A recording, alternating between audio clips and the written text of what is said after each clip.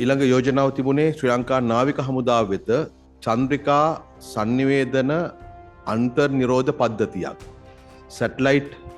Communication ඉන්ටර්සෙප්ෂන් system ලබා ගැනීම සඳහා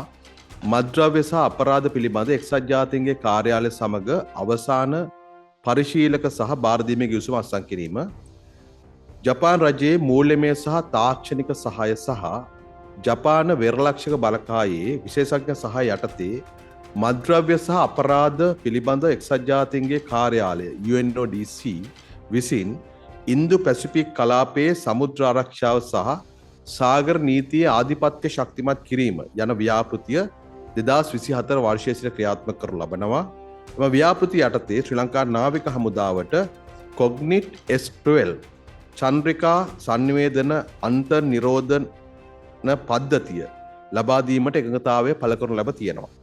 ත්‍රස්තවාදී ක්‍රියාකාරකම්, සංවිධානාත්මක අපරාධ,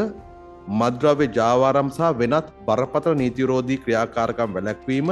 මැඩපැවැත්වීම සහ එම ක්‍රියාකාරකම් වලට බාධා කිරීම තුළින් ශ්‍රී ලංකා නාවික හමුදාවේ සමුද්‍රීය ආරක්ෂක කටයුතු වැඩි දියුණු කිරීම එමගින් අපේක්ෂා කරනු ලබනවා.